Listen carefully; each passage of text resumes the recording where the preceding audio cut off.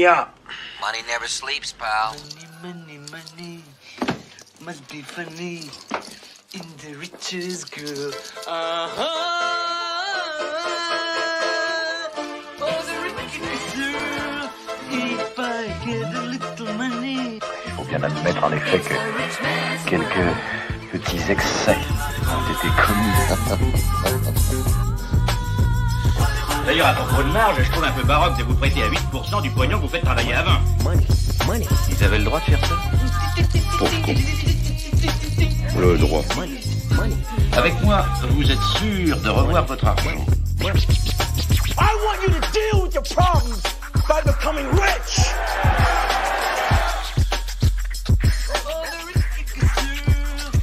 Je crois qu'il serait temps, messieurs, de tenir le langage du bon sens.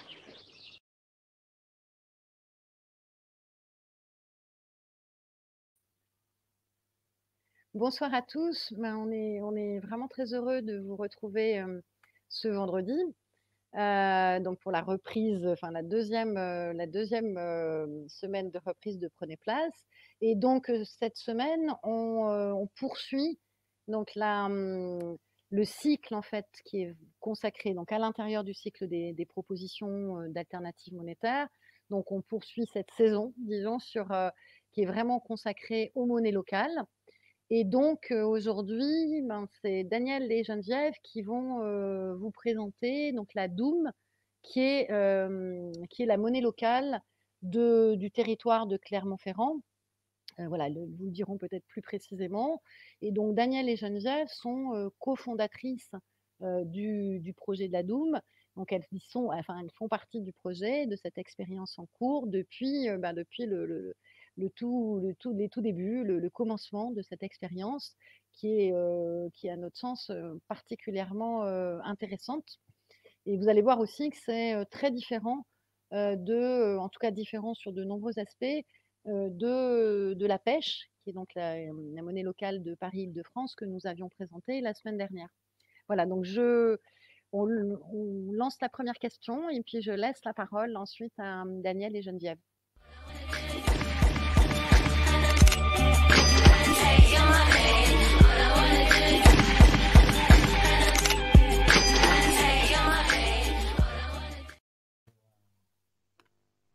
Oui, bonsoir à tous, à tout le monde.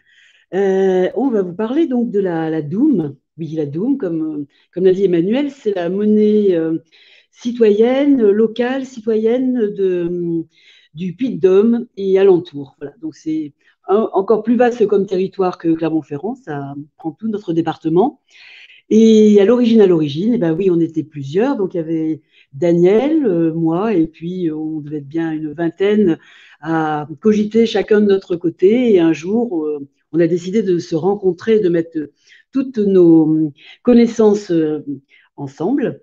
Alors, l'idée, elle vient de loin quand même. Fin du XXe siècle, on a assisté à de nombreuses crises financières.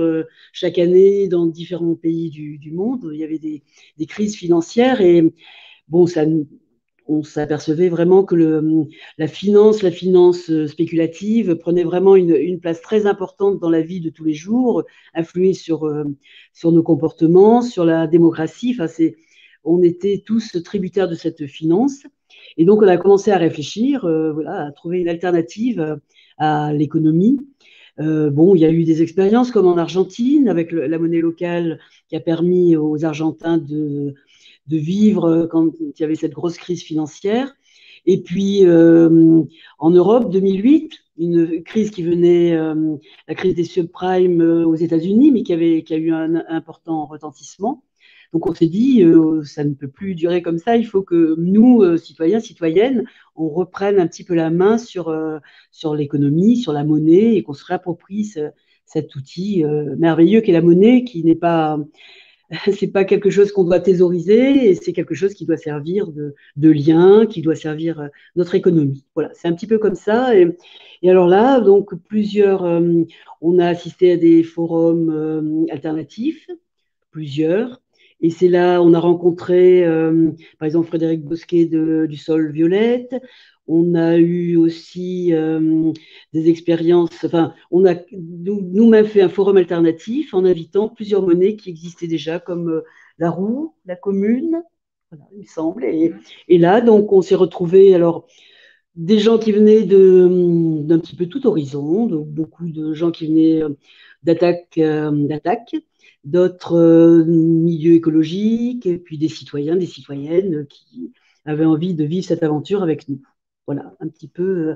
Et là, c'était donc notre premier forum, ça a été en mai 2013, et l'association qui a porté notre monnaie, qui s'appelle l'ADML 63, l'association pour le développement des monnaies locales dans la région du 63 et alentour, est née en octobre, je crois bien 2013 à peu près, et voilà. Et puis, donc, il y a eu un long cheminement, puisque la monnaie, la Doom elle-même, notre monnaie, est sortie en janvier 2015. Donc, il a fallu un peu plus d'un an et demi pour réfléchir, pour se renseigner un petit peu sur toutes les autres monnaies, pour faire nous-mêmes notre charte et un petit peu tous les principes de la monnaie. Voilà. Donc, avec... Oui. Je voulais préciser que si vous aviez des questions à poser, n'hésitez pas à les mettre dans le chat. Emmanuel les affichera et on pourra y répondre. Voilà. Oui, alors je disais, on avait rencontré des personnes du Sol Violette et aussi de l'abeille. On avait été à l'université d'attaque de Toulouse, je crois, en 2012, et on avait rencontré voilà, vraiment des exemples vivants et qui avaient déjà démarré. Et quand on s'est lancé, je crois qu'il y avait 30 monnaies en France à peu près, et actuellement, il y en a plus de 80 en circulation ou en projet. Enfin voilà, donc c'est quand même, sur un petit nombre d'années, ça s'est vraiment développé très très rapidement. Nous, on a fonctionné de façon un petit peu démocratique pour mettre tout ça en route, avec un collectif de 20 à 30 personnes au départ, et dont peut-être on est combien qui restent du début? Je pense qu'on est 4-5 du tout début. Oui, voilà. Après, donc, certains ont eu d'autres aventures ailleurs, d'autres sont venus. C'est quand même assez mouvant et assez riche et dynamique. Alors, des grandes assemblées générales, parce que toutes les décisions importantes ont été prises de façon démocratique, mais au consentement. Donc, ça a demandé des assemblées générales, il y en avait peut-être une tous les 3 mois, et très très longue, mais pour décider de comment allait être notre monnaie, fondante ou pas fondante. Bon, elle était adossée à l'euro, donc complémentaire à l'euro, donc une Doom égale 1 euro, mais même pour choisir le nom de la monnaie aussi, ça a été quelques assemblées générales qui ont duré des heures et des heures pour essayer de trouver un consensus. Et puis, question suivante. Oui, la question suivante, oui.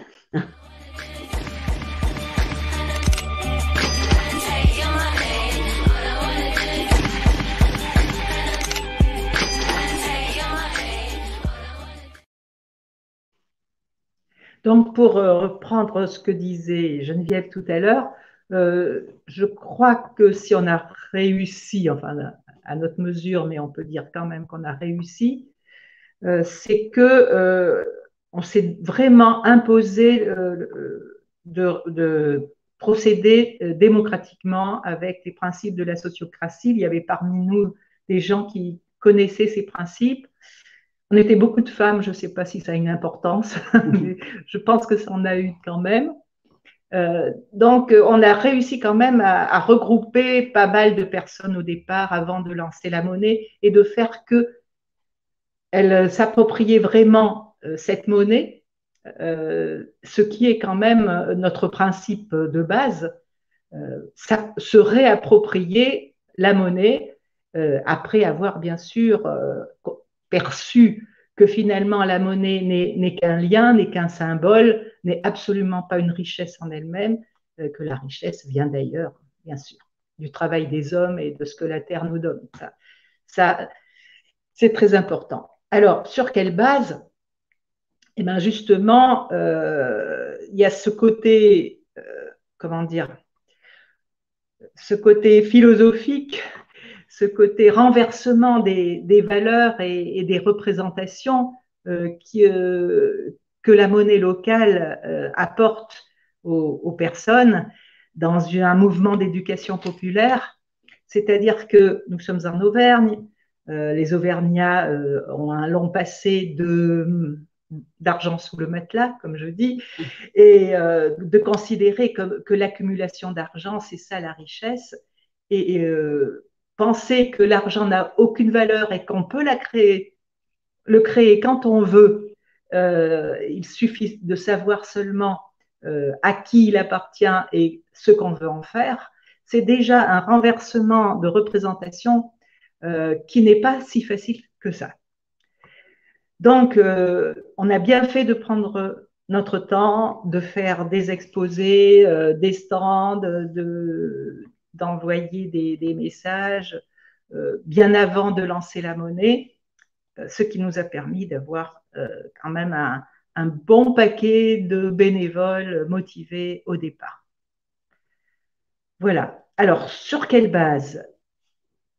On a voulu, comme les autres monnaies qui existaient déjà, rester dans la loi, ne pas se sortir de la réglementation de façon à ne pas être interdit déjà. Hein.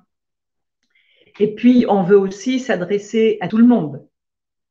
Ça ne s'adresse pas qu'à des militants, ça s'adresse aux personnes moyennes qui n'ont jamais entendu parler de finance ni de monnaie, qui ne sont même pas militantes politiques, pourquoi pas, mais qui sentent à l'intérieur d'eux-mêmes qu'il y a quelque chose qui ne marche pas. Alors, ce quelque chose qui ne marche pas, c'est bien sûr la finance. Nous sommes d'attaque toutes les deux, donc c'était notre sensibilité première, mais aussi le fait que, à cause de cette finance qui n'a qu'une loi, la sienne, nos territoires à nous, nos territoires ruraux, se vident complètement. On a pu constater que, en cherchant des fournisseurs à nos professionnels, que la petite industrie, la manufacture avait disparu depuis 10 ans, 20 ans, alors qu'elle existait avant. Parce qu'on préfère acheter ailleurs à moindre coût, en grande quantité, etc. etc. Voilà. Oui, on s'est aperçu que, oui, comme dit Daniel, que en fait, on cherchait des prestataires qui pouvaient rentrer dans notre réseau et on s'est aperçu qu'on se mettait en tête de refaire des filières. Voilà, on s'est aperçu, par exemple, au niveau des bouteilles de verre, qu'il n'y avait aucune filière. Enfin, les gens achetaient leurs bouteilles de verre, après, ça partait dans les poubelles de verre et rien n'était mis en place pour refaire circuler ce verre entre les différents acteurs du territoire. Donc, on est parti sur essayer avec d'autres acteurs de recréer ces filières. On a également, enfin comme pour beaucoup de monnaies, on a beaucoup de professionnels qui sont dans des brasseurs de bière. Donc, on s'est mis en tête avec eux, avec leur aide, de chercher à créer une malterie, également les inclure dans ce système de verre. Donc, on s'est aperçu que tout le tissu industriel local avait disparu et donc, on trouve que c'est vraiment la place de la monnaie locale d'essayer de redonner vie à cette industrie. Donc, pour résumer ce qu'on vient de dire, sur quelle base, d'abord, se réapproprier la monnaie et en percevoir la valeur exacte, donc éducation populaire. Relocaliser, ça c'est très important pour nous territoires, pour les raisons qu'on vient de dire.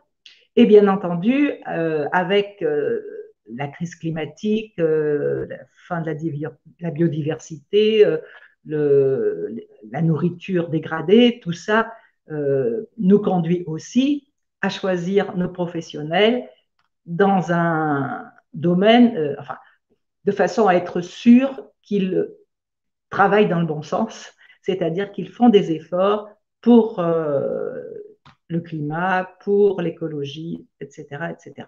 Voilà. Donc, la monnaie nous sert à tout ça à la fois, ce qui n'est pas très facile, c'est un peu ambitieux. Et elle est d'abord parue sous forme papier.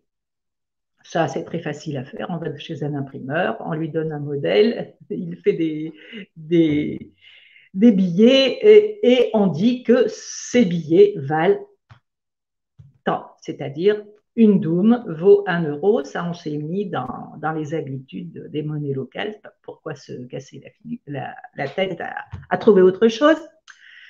Donc, et l'ensemble des monnaies locales qui communiquent, bien sûr, a obtenu une reconnaissance de l'État et de la Banque de France quand même, en suivant quelques règles. Ils ont beaucoup réfléchi comment ils allaient nous intégrer cette drôle d'initiative dans la réglementation. Mais en fait, c'était assez facile. Ils nous considèrent comme des chèques cadeaux, comme des tickets restaurants. Voilà. Donc, contre la Doum, il faut l'acheter. Voilà. La Doum, il faut l'acheter. Nos amis de la Djun qui vous ont présenté leur projet trouvent bien entendu que ce n'est pas du tout révolutionnaire notre affaire, puisque pour avoir des Doum, il faut des euros. Et donc, à quoi ça sert? Ça sert. Quand on n'a pas d'argent, quand on n'a pas d'euros, on ne peut pas avoir de Doum. Ce qui est bien sûr un problème, c'est vrai. Un problème d'ailleurs qui nous soucie depuis toujours. Comment mettre nos productions, qui sont quand même plus chères qu'à Lidl, il faut le dire, beaucoup plus chères même parfois, mais qui sont de qualité, comment mettre cette production à la portée de toutes les bourses? Alors on cherche des solutions. On a pu faire pendant 2 ans un bonus à la conversion, c'est-à-dire que les personnes qui s'inscrivaient dans ce processus pour 100 euros recevaient 150 doumes, ce qui est quand même intéressant. Bon, mais pour ça, il fallait quand même une subvention, puisque on nous oblige, enfin, on s'oblige aussi nous-mêmes, c'est vrai, à avoir autant d'euros dans notre compte bancaire que de doumes en circulation. Donc, si on veut faire circuler 150 doumes, il faut 150 euros en banque. Et si la personne nous donne que 100 euros, il faut une subvention équivalente. Voilà. Donc, c'est satisfaisant, mais pas complètement. On a d'autres idées maintenant, plutôt de partage entre nous des doumes. Ça, on va voir comment ça se passe. Oui, c'est un projet, mais alors là, qui est vraiment encore en gestation, qui est calqué sur les théories de la sécurité sociale élémentaire, qui ont été exposées par Bernard Friot. Et nous, on veut, ces théories sont des théories macroéconomiques qui seraient à faire au niveau d'une région, au niveau d'un État, et ça serait l'État qui financerait tout ça. Mais nous, on veut voir si c'est viable et on réfléchit au fait de faire entre les adhérents de la Doum qui seraient volontaires, d'abonder un compte et où chacun mettrait finalement selon ses moyens, et puis après on partagerait tout de façon équitable entre chaque personne. Voilà. Donc quelque chose de participatif et de solidaire entre les adhérents. Voilà. Donc ça, c'est un des projets pour 2022. Oui. Je vois qu'on s'est laissé entraîner, qu'on est sorti de la question. Bon, sujet suivant.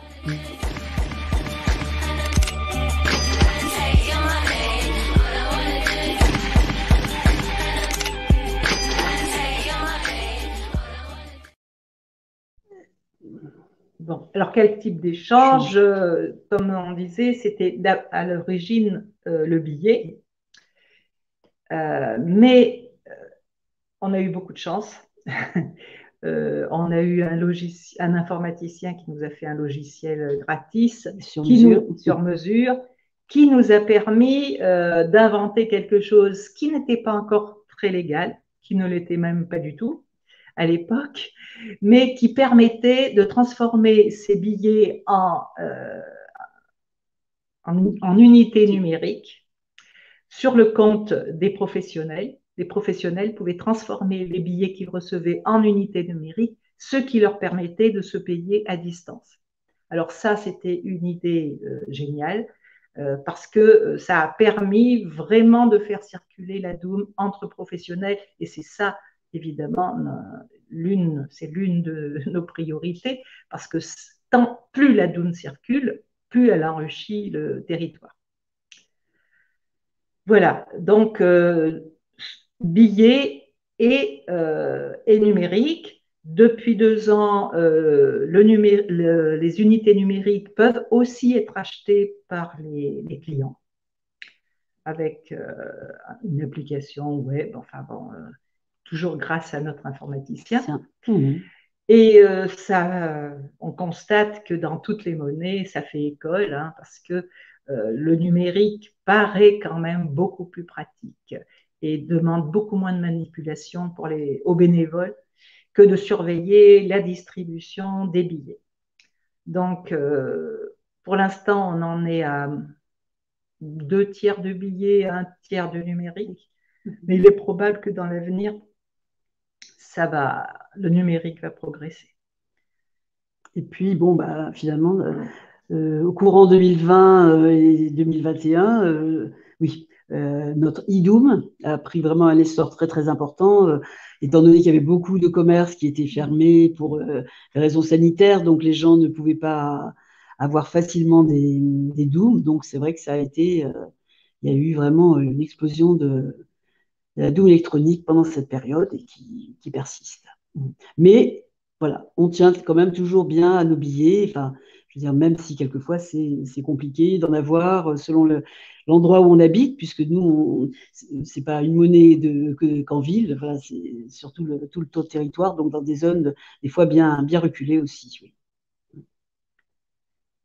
Nous avons choisi d'avoir beaucoup de comptoirs, donc de faire confiance à beaucoup de personnes. On n'a jamais été déçus d'ailleurs. On s'est aperçu que la confiance, c'était un bon truc pour créer la confiance.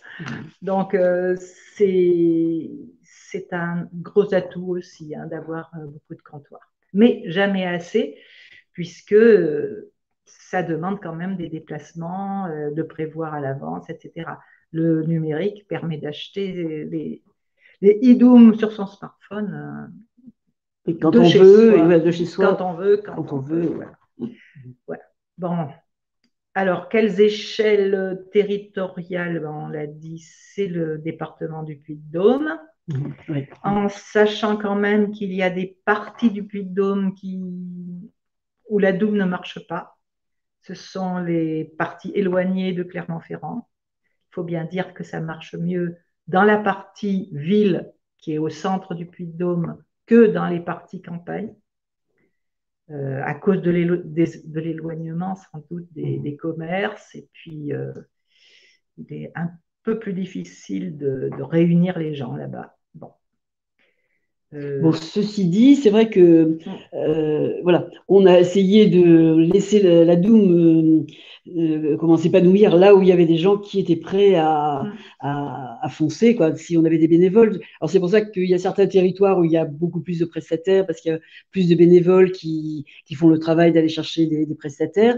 Et après, je veux dire, étant donné qu'on ne veut pas se déplacer dans tout le département, bon, voilà, on fait confiance aux gens là où ils se trouvent, voilà. Donc, c'est vrai qu'on a une répartition qui est un petit peu à trous aussi encore, mais bon, on a quand même, tous les 2-3 ans, il y a quand même des nouveaux comptoirs qui se créent, des nouveaux groupes locaux, oui, voilà, qui se sont créés. On a même débordé un petit peu dans le sud du département, on a débordé aussi un petit peu sur la Haute-Loire et le Cantal, parce qu'il y avait une forte demande des prestataires, de nouveaux prestataires. Et voilà, on va là où la Doom est demandée. C'est un petit peu la politique qu'on a pour le développement de la Doom.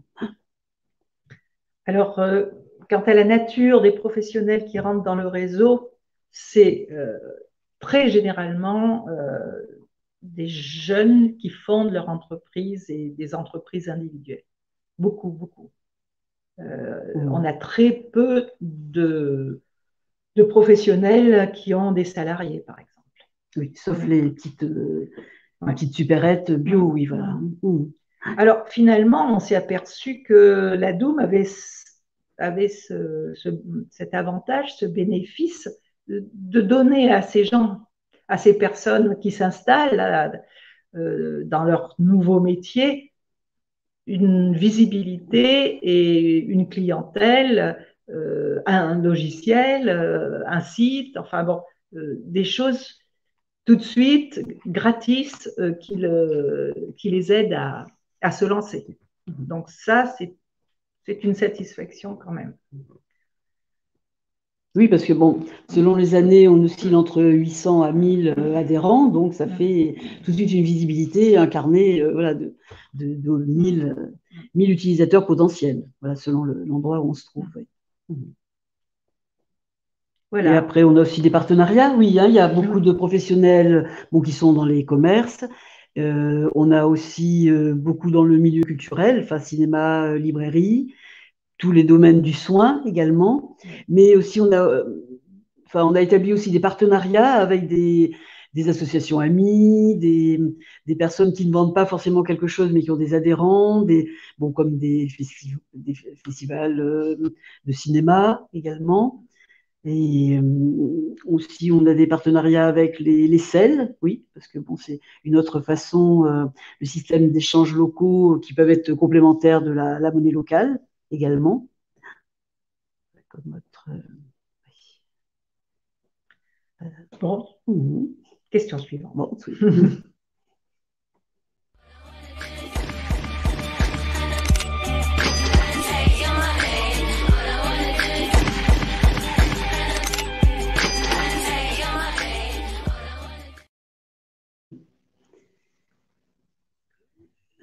Alors, on est depuis un an ou deux en questionnement, justement. Dans quelle direction se développer, comment asseoir notre influence. Déjà, en communication, on est très nul, hein, donc ça, c'est une chose. D'autre part, il y a dans les collectivités des plans d'évolution, des plans qui s'appellent plans climat, air, énergie, des plans, oui, voilà, des projets alimentaires territoriaux. Bon. Donc, les collectivités sont incitées à travailler dans le sens où nous travaillons. Et donc, on aimerait bien qu'ils se créent avec eux des partenariats bien nets. Bon, ils nous connaissent, mais jusqu'à présent, on ne peut pas dire qu'ils se soient impliqués plus que ça dans la monnaie locale. Pourtant, on trouve que si les collectivités prenaient en compte l'aspect monétaire que nous leur offrons, ça permettrait des projets très intéressants. Mais on en est encore à les... Bon, on ne les sollicite pas vraiment, on ne les supplie pas, mais on essaie de leur expliquer, ils nous écoutent, ils ne sont pas tous convaincus. Le maire de la métropole clermontoise ne l'est pas complètement. Voilà. On est sur ce travail-là pour l'instant. D'autre part, nous sommes un peu en manque de bénévoles actuellement parce que les premiers qui étaient très motivés sont partis ailleurs et il y a encore beaucoup de travail à faire pour aller voir les professionnels, pour en trouver d'autres, pour créer entre eux un vrai réseau, une vraie circulation d'argent. Et on n'en a pas beaucoup. On prend bien depuis peu des services civiques, mais il ne reste pas longtemps, ce n'est pas un travail suivi dans le temps. Alors, évidemment, on aimerait bien étendre notre staff de salariés qui, pour l'instant, est limité à un demi-poste. Elle fait tout ce qu'elle peut, elle en fait beaucoup, notre salariée, mais elle aurait besoin d'être aidée. Voilà. Aussi, Ouais. oui, avec la monnaie locale, on a voulu s'inscrire vraiment dans l'économie alors, sociale et solidaire. Et, notamment pendant la crise du Covid, on a imaginé des systèmes de solidarité. On s'est dit que voilà, on avait des prestataires qui allaient avoir des difficultés. Donc avant même qu'il y ait ces difficultés qui apparaissent, on s'est dit qu'on allait mettre en place un système de solidarité et que chaque année, on réserverait un fonds qu'on prendrait sur notre fonds de réserve pour aider des prestataires qui auraient des besoins urgents de trésorerie. Et donc, alors soit des besoins de trésorerie en euros, soit des besoins en Doom. Voilà. Et donc, on a créé ce fonds pour aider les différents prestataires qui le demandaient. Donc, il y en a eu plusieurs prestataires qui nous l'ont demandé, mais on a trouvé que c'était important. On a voulu un petit peu se calquer sur le système des AMAP où chaque personne qui appartient à l'AMAP soutient tous les prestataires qui y sont, et on a voulu jouer ce rôle de solidarité et que les prestataires ont bien apprécié. Oui, je m'aperçois qu'on a oublié de dire que parmi nos initiatives un peu peut-être en avance, c'est qu'on s'est très vite décidé à utiliser notre fonds de garantie en euros pour des investissements qui nous plaisent. Donc, on soutient avec nos euros, en part sociale en général ou en petits prêts, on soutient donc d'autres associations qui travaillent dans le bon sens. On soutient Terre de Liens, on soutient des associations qui posent des panneaux solaires ou qui vont faire de l'éolien, ou bien des coopératives, des magasins coopératifs, un magasin coopératif, voilà.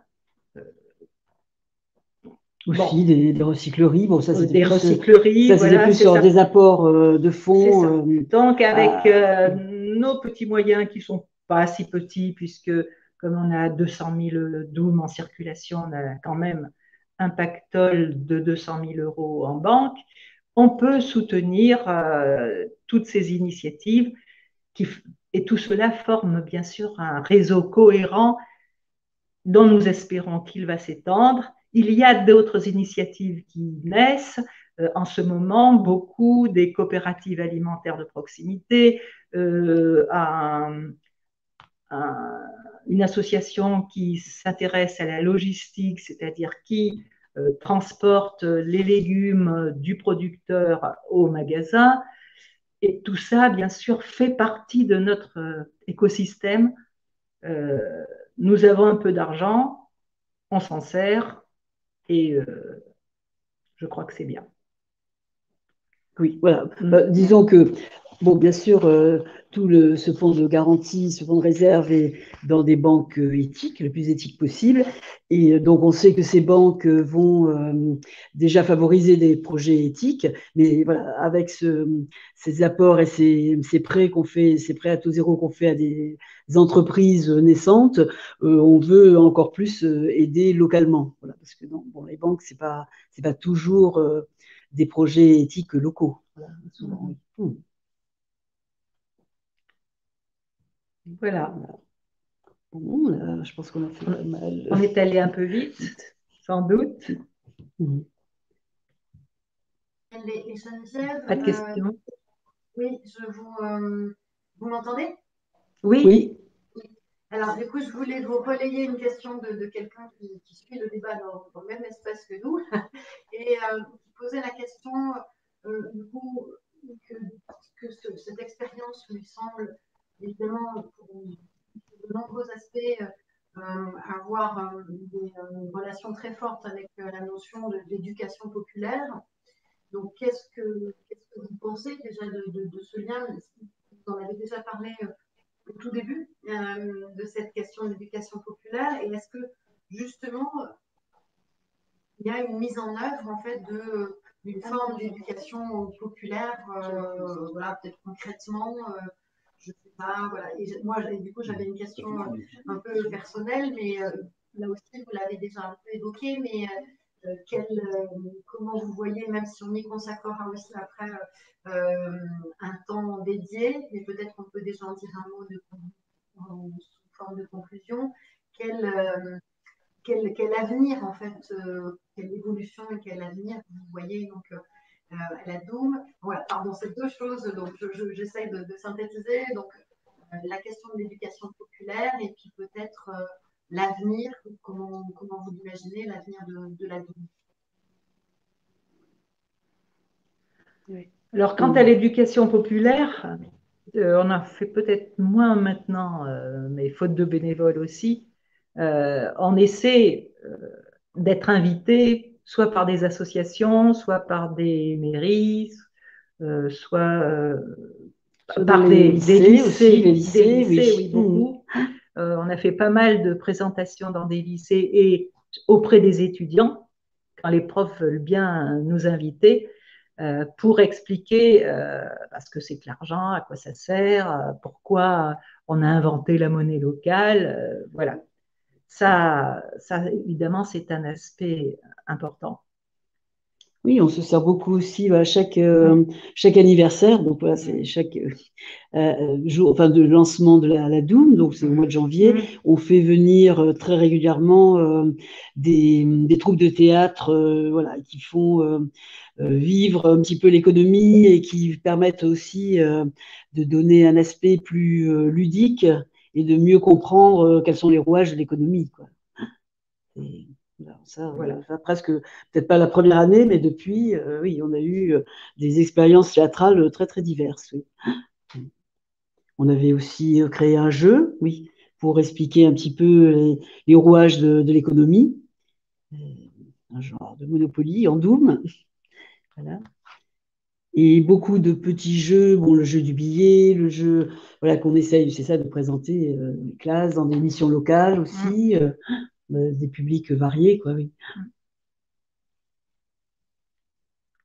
L'éducation populaire. Oui, alors pour l'avenir, alors là. Nous, on a l'impression que ça va toujours se développer, quoi. Il y a toujours de nouvelles entreprises qui naissent. Enfin, voilà, là, il y a vraiment un tissu alternatif et des tas d'idées nouvelles chaque année. Voilà, là, en ce moment, sur Clermont, c'est en train de se développer des livreurs de restaurants ou autres, mais des livreurs éthiques. Il y a un système de reprise de bouteilles qui vient de se créer. Donc, on a l'impression qu'il y a tout le temps des nouvelles idées et qu'on essaye de saisir au vol, d'appuyer tout ce qui nous paraît cohérent et dans notre éthique. Voilà. Et on aimerait bien que toutes ces initiatives ne perdent pas de vue l'aspect monétaire, parce que c'est important. Avoir sa monnaie qui circule dans un réseau solidaire, c'est quand même, pour nous, beaucoup plus important que ça ne paraît a priori.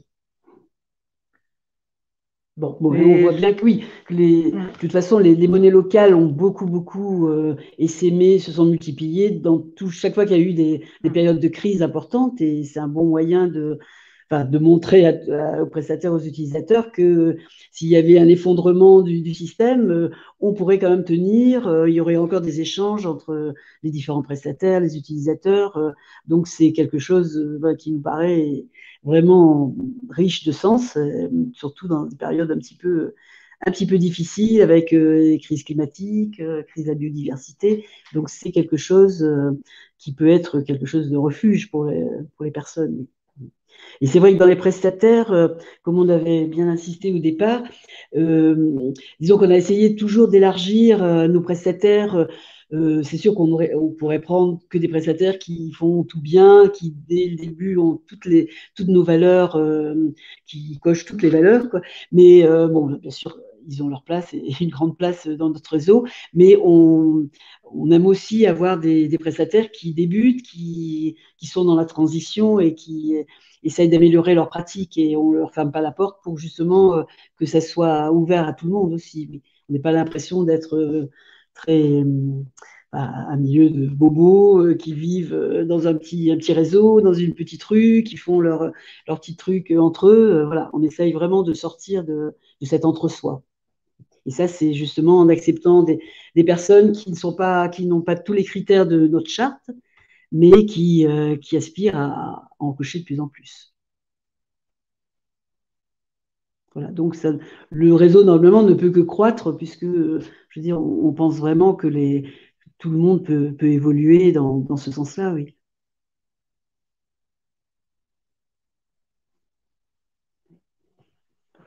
Oui, voilà. Ben, on compte sur une synergie de tout ça. Et on compte que les collectivités vont nous soutenir. On espère pouvoir avoir d'autres salariés. On voit beaucoup d'autres monnaies locales qui en ont plusieurs, n'en ont qu'une demi. Alors, c'est pas normal. Et voilà. Alors, en sachant quand même que les salariés, ça a aussi ses limites. Ça a été très riche notre bénévolat hein, pendant 7 ans, pendant 10 ans même, on peut dire. Ça a été très riche. On a vu des compétences magnifiques venir à nous. Mais bon, Geneviève et moi, on est plus tout jeunes, on s'épuise un peu aussi à la tâche.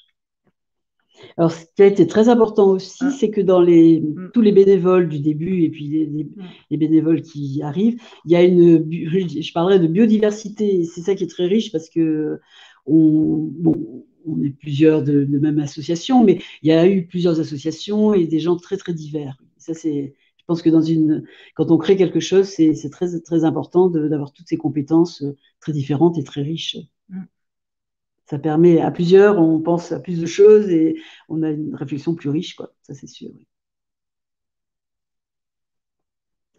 C'est pourquoi l'aspect associatif doit être conservé, c'est sûr.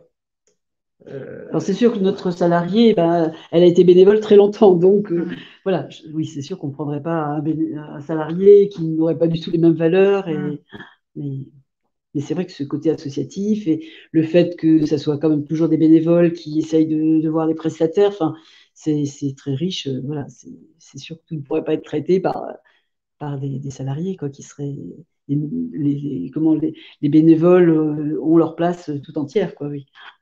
C'est ça, on vit sur ce réseau et qui normalement gravite un petit peu partout et cherche les prestataires à longueur de temps, quoi.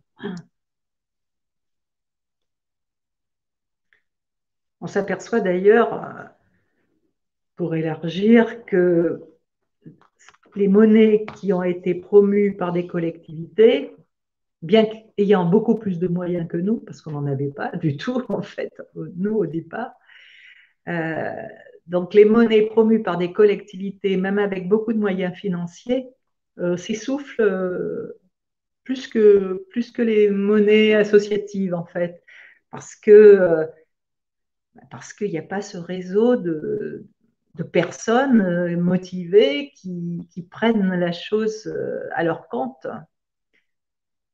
Il y a d'ailleurs une nouvelle monnaie qui s'appelle le Monéco et qui est la fusion d'une monnaie de collectivité, d'une ville, Nantes, pour ne pas la citer, et d'une monnaie comme la nôtre, c'est-à-dire d'une monnaie purement bénévole associative. Parce que, en fait, c'est cette synergie qui finalement va marcher. Parce que les difficultés des unes et des autres plutôt les forces des unes et des autres sont complémentaires. Et puis dans l'association, ce qui est bien, c'est de penser que tous les utilisateurs ont cette même voix qui peut s'exprimer dans les assemblées générales et qu'on a tous ce regard sur la monnaie et qu'on peut tout à fait travailler pour induire telle ou telle proposition. Voilà, c'est force de proposition. Oui, ce qui a été très important, c'est que parfois, au début, quand on concevait notre monnaie, les propositions du groupe moteur n'ont pas été reprises par les assemblées générales. Et ils avaient raison finalement. Voilà, donc il n'y a vraiment, je crois que nos adhérents savent que leur monnaie leur appartient.